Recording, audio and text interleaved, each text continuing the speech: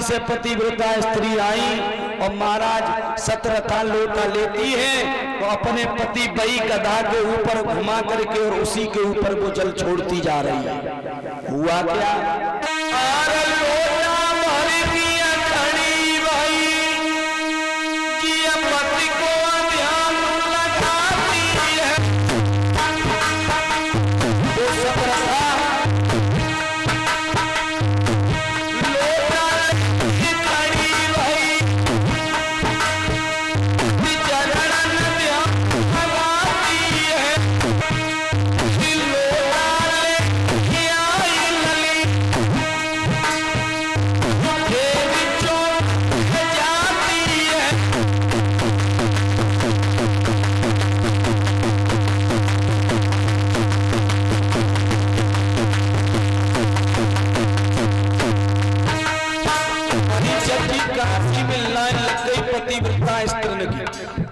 Line से एक लोटा जब दे रही सतरथा पति के पास खड़ी है गधा के, अपने हाथ में लोटा लेके पति के ऊपर घुमाएंगे और लोटा डाले वो प्रारंभ करो।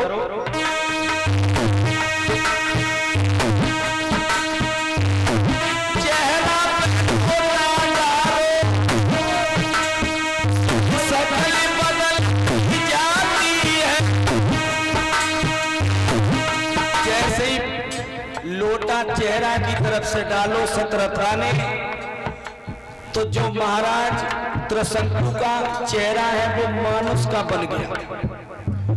जल पतिव्रता स्त्री देती जा रही और सतरथा पति चरणन में ध्यान लगाए और पानी डालती जा रही।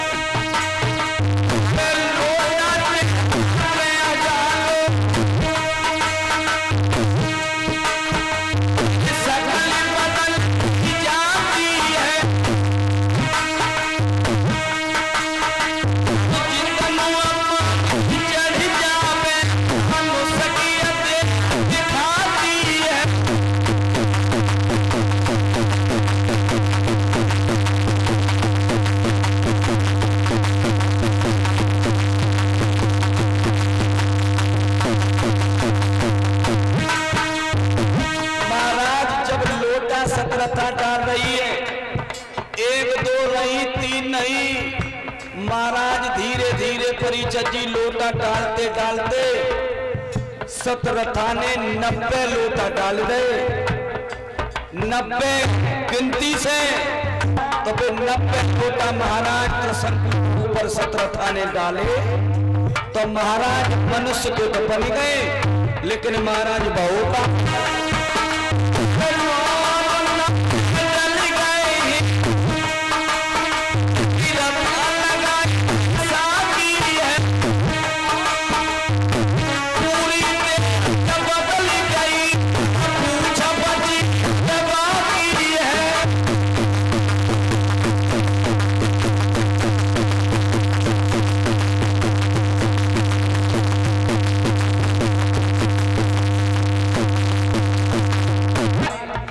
शंकु का शरीर गधा से मनुष्य तो बने गो, लेकिन महाराज पूछ गधा की बच गई।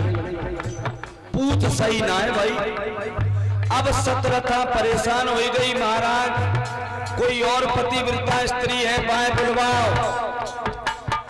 दोबारा फिर काशी में आवाज लगाई, अगर कोई पतिव्रता स्त्री धोखे से नहीं पहुंच पाई तो महाराज त्रिशंकु गधा से पूर्ण तरीके से मनुष्य नहीं बने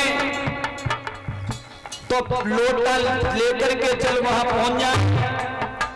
सुखदेव बोले, हे राजा परीक्षित, सिर्फ कलुआ मैत्र की पत्नी एक बच गई, वो पानी डालवे नहीं आई महाराज, और जब तुम्हारा आवाज लगाई तो अब बाकी पत्नी चली लोटा हाथ में लेके अपने पति के चरणन को ध्यान करके।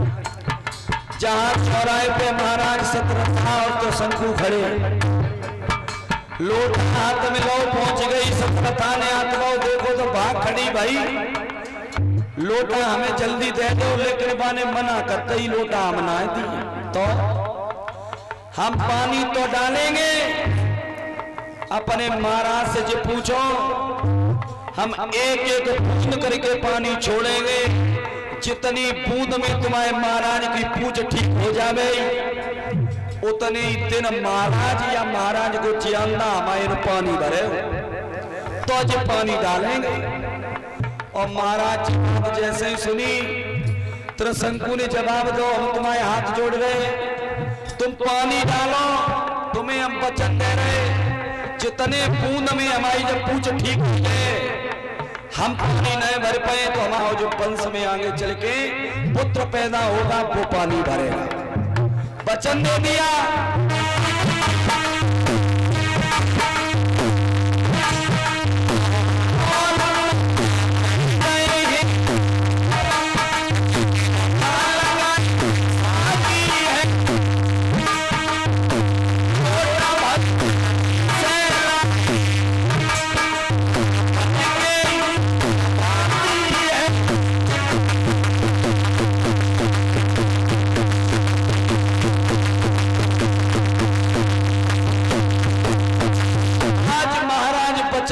त्रिशंकु ने कि तुम हमारे ऊपर बूंद डालना प्रारंभ करो, जितनी बूंद में हमारी पूछ ठीक हो जाएगी हम या हमारा जानना तुम्हारा कर्जा जरूर उतारेगा। श्री सुखदेव बोले, हे राजन परीक्षित, आज त्रिशंकु ने वचन दिया और कालू मेहतर की पत्नी ने जब बूंद डाली तो सिर्फ गिनती की 30 बूंद महाराज पूछ पे गिरी और पूछ गायब हो गई। महाराज त्रिशंकु मनुष्य बन गए। श्री सुखदेव जी बोले, हे राजन परीक्षित, इसीलिए महाराज त्रिशंकु के एक पुत्र हुए आगे चलकर हरिश्चंद्र, और हरिश्चंद्र ने काशी में जाकर के और कलुआ मेहतर के यहाँ पानी भरा। श्री सुखदेव जी कहते हैं, राजन परीक्षित, ये जो महाराज हरिश्चंद्र थे, ये महाराज हरिश्चंद्र पहले सत्यवादी राजा नहीं थे, पहले जो बहुत झूठी बोला करते थे। इनके संतान नहीं हुई, इनकी पत्नी है तारा, और जब महाराज संतान नहीं हुई, धीरे धीरे समय व्यतीत कर रहे हैं, वरुण भगवान की कृपा से इनके एक पुत्र हुआ, और वो भी वरुण को इन्होंने वचन दिया कि अगर हमारे पुत्र होगा तो उसी पुत्र की मैं बलि दे दूंगा, लेकिन हमारे घर में पुत्र हो जाए। जो लोग निर्वंशिया कह रहे हैं वो तो बोलना बंद हो जाएंगे। वरुण की कृपा हुई, एक पुत्र पैदा हुआ हरिश्चंद्र के, और जब पुत्र पैदा हुआ समय पर वरुण आ गए कि पुत्र की बलि दे दो। हरिश्चंद्र ने कहा, महाराज अभी पुत्र बहुत छोटा है, थोड़ा सयाना हो जाए तब हम बलि दे देंगे। वरुण चले गए। कुछ दिनों बाद फिर आए परीक्षित जी, फिर बोला कि तुमने जो वचन दिया वो पूरा कर दीजिए, बलि दे दीजिए। जवाब दिया, प्रभु थोड़ी सी और मान जाओ, बच्चे कभी दांत आ रहे हैं, बच्चा वैसे भी परेशान है, बच्चा परेशान है, और बलि किसी भी व्यक्ति को अगर कोई रोग है या पीड़ित है तो दी नहीं जाती है, और भी दांत निकल रहे हैं, बालक परेशान है, थोड़े दिन बाद आना। फिर चले गए वरुण।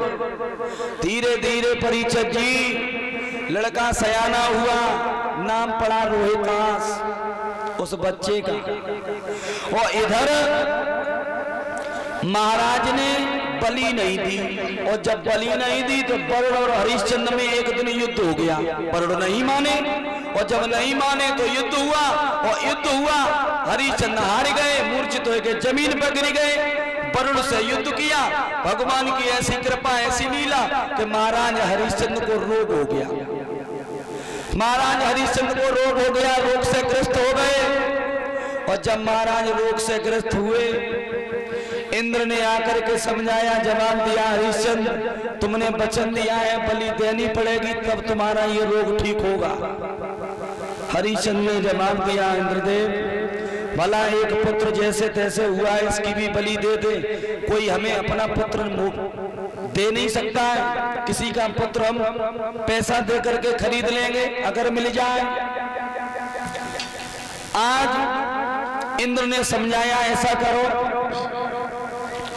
महाराज अजीकृत हैं, जिनके ऊपर शनि का प्रकोप है, वे किसी भी चीज से हाथ लगाते हैं तो वो राख में बदल जाती है, बहुत परेशान है, और उनके 3 पुत्र हैं। तुम उन्हें धन दौलत दोगे तो तो हम तुम्हें विश्वास दिलाते हैं वो अपना लड़का तुम्हें जरूर देंगे। बहुत परेशान आज हरिश्चंद्र रथ लेकर के सोना चांदी रखवा लिया, चले जंगल में जहां अजीकृत महाराज और जंगल में इधर से चले जाए रहे। हरिश्चंद्र ने क्या देखा, अजीकृत का एक पुत्र भाग करके आया, पिताजी तेजी से भूख लगी, वृक्ष पे एक फल देख लिया, इसे तोड़ करके दे दो। और अजीकृत ने हाथ बढ़ाया, फल को जैसे ही हाथ में पकड़ा, शनि का ऐसा प्रकोप, वो फल राख में बदल गया। हरिश्चंद्र को भरोसा हो गया, पास में पहुंचे और जवाब दिया, महाराज हमें एक पुत्र की जरूरत है, आप कितना भी धन दौलत ले लीजिए।